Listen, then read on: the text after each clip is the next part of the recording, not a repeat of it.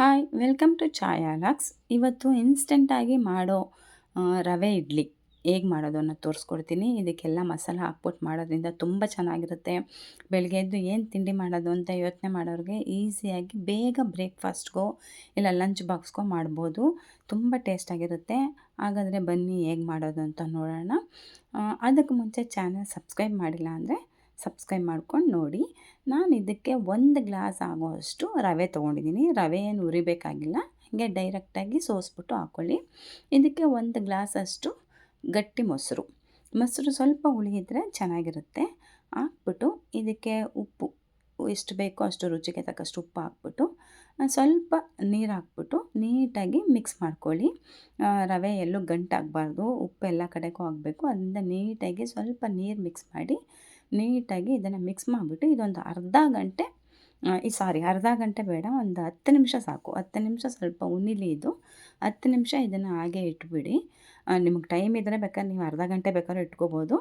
ಇಲ್ಲ ನಮಗೆ ಟೈಮ್ ಇಲ್ಲ, ಕೆಲ್ಸಕ್ಕೆ ಹೋಗಬೇಕು ಅನ್ನೋರು ಒಂದು 10 ನಿಮಿಷ ಇದು ಉಂತ್ರೆ ಸಾಕು. ಜಾಸ್ತಿ ಏನು ಉನಿಬೇಕಾಗಿಲ್ಲ. 10 ನಿಮಿಷ ಉಂತ್ರೆ ಇದು ರೆಡಿ ಆಗಿಬಿಡುತ್ತೆ. ಈಗ ಅದಕ್ಕೆ ಹಾಕೋ ಮಸಾಲಗಳೇನೇನು ಅಂತ ನೋಡ್ಕೊಳ್ಳೋಣ. ನೀವು ಯಾವ ತರಕಾರಿ ಬೇಕಾದ್ರೂ ಆ್ಯಡ್ ಮಾಡ್ಕೋಬೋದು. ನನ್ನ ಹತ್ರ ಸ್ವೀಟ್ ಕಾರ್ನ್ ಇತ್ತು, ಅದರಿಂದ ಸ್ವೀಟ್ ಕಾರ್ನು ಅದನ್ನೇನು ಬೇಯಿಸಿಲ್ಲ, ಡೈರೆಕ್ಟಾಗಿ ತೊಗೊಂಡಿದ್ದೀನಿ. ಆಮೇಲೆ ಸ್ವಲ್ಪ ಕ್ಯಾಪ್ಸಿಕಮ್ಮು, ಸ್ವಲ್ಪ ಕ್ಯಾರೆಟು, ಕೊತ್ತಂಬರಿ ಸೊಪ್ಪು, ಈರುಳ್ಳಿ ಇಷ್ಟೂ ಹಾಕ್ಕೊಂಡು ನೀಟಾಗಿ ಇದಕ್ಕೆ ಮಿಕ್ಸ್ ಮಾಡ್ತಾಯಿದ್ದೀನಿ. ನೋಡಿ, ಸ್ವೀಟ್ ಕಾರ್ನು, ಕ್ಯಾರೆಟು, ಕ್ಯಾಪ್ಸಿಕಮ್ಮು, ಕೊತ್ತಂಬರಿ ಸೊಪ್ಪು ನೀಟಾಗಿ ತೊಳೆದು ಕಟ್ ಮಾಡ್ಕೊಂಡಿದ್ದೆ. ನೀವು ಸಬ್ಬಸಿಗೆ ಸೊಪ್ಪಿದ್ರೆ ಅದು ಹಾಕ್ಕೊಳ್ಳಿ, ತುಂಬ ಚೆನ್ನಾಗಿರುತ್ತೆ. ಸ್ಮೆಲ್ ಅದು ಅದರ ಫ್ಲೇವರೇ ತುಂಬ ಚೆನ್ನಾಗಿರುತ್ತೆ. ಎಲ್ಲ ಹಾಕ್ಬಿಟ್ಟು ನೀಟಾಗಿ ಮಿಕ್ಸ್ ಮಾಡಿಕೊಳ್ಳಿ. ಇಡ್ಲಿ ಹಿಟ್ಟು ಹೇಗಿರುತ್ತೋ ಆ ಕನ್ಸಿಸ್ಟೆನ್ಸಿಲಿ ಇರಬೇಕು. ನೀವು ಸ್ವಲ್ಪ ಬೇಕಾದ್ರೆ ನೀರು ಹಾಕ್ಕೊಂಡು ಗಟ್ಟಿಯಾಗಿ ಹೋಗಿದ್ರೆ ನೀರು ಹಾಕ್ಕೊಂಡು ಅದನ್ನು ನೀಟಾಗಿ ಮಿಕ್ಸ್ ಮಾಡ್ಕೊಳ್ಳಿ. ಇದಕ್ಕೆ ಒಂದು 1/4 ಸ್ಪೂನಷ್ಟು ಅಡುಗೆ ಸೋಡಾ ಹಾಕ್ಕೊಳ್ತಾ ಇದ್ದೀನಿ. ಅಡುಗೆ ಸೋಡಾ ಹಾಕ್ಕೊಂಡ್ರೆ ಇಡ್ಲಿ ತುಂಬ ಸಾಫ್ಟಾಗಿ ಬರುತ್ತೆ. ನಮ್ಗೆ ಅಡುಗೆ ಸೋಡಾ ಇಷ್ಟ ಇಲ್ಲ, ಬೇಡ ಅನ್ನೋರು ಸ್ಕಿಪ್ ಮಾಡ್ಕೊಳ್ಳಿ.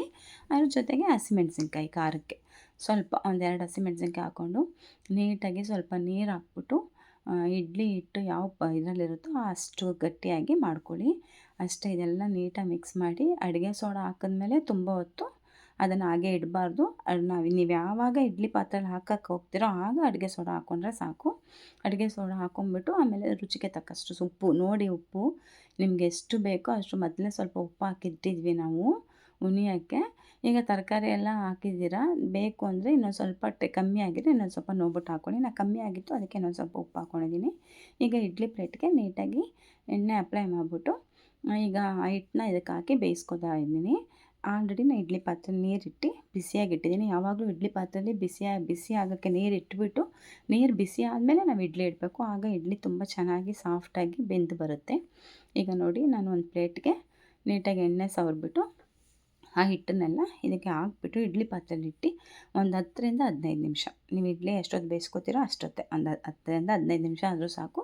ಇಲ್ಲ 15ರಿಂದ 20 ನಿಮಿಷ ನೋಡಿ, ಓಪನ್ ಮಾಡಿ ನೋಡಿ ಎಲ್ಲ ಬೆಂದಿದೆ ಅಂದರೆ ಸಾಕು, ನಿಮಗೆ ಗೊತ್ತಾಗುತ್ತೆ. ನೋಡಿ, ಈಗ 15ರಿಂದ 20 ನಿಮಿಷ ಬೇಯಿಸಿದ್ದೀನಿ. ಇಡ್ಲಿ ಬೆಂದಿದೆ, ಮುಟ್ಟು ನೋಡ್ತಾ ಇದ್ದೀನಿ, ತುಂಬ ಚೆನ್ನಾಗಿ ಬೆಂದಿದೆ, ಸಾಫ್ಟಾಗಿದೆ. ಈಗ ಇದು ಬೆಂದಿದ್ರೆ ಸಾಕು. ಈಗ ಇದನ್ನು ಎತ್ತಿಟ್ಬಿಟ್ಟು ಇದಕ್ಕೆ ನೀವು ಕಾಯಿ ಚಟ್ನಿನೋ ಇಲ್ಲ ಈರುಳ್ಳಿ ಚಟ್ನಿನೋ ಯಾವುದ್ರಲ್ಲಿ ಬೇಕಾದ್ರೂ ನಂಚ್ಕೊಂಡು ತಿನ್ಬೋದು, ಇಲ್ಲ ಹಾಗೆ ಕೂಡ ತಿನ್ಬೋದು. ಇದಕ್ಕೇನು ಬೇಕಾಗಿಲ್ಲ, ಎಲ್ಲ ಇದರಲ್ಲೇ ಮಸಾಲ ಇದೆ.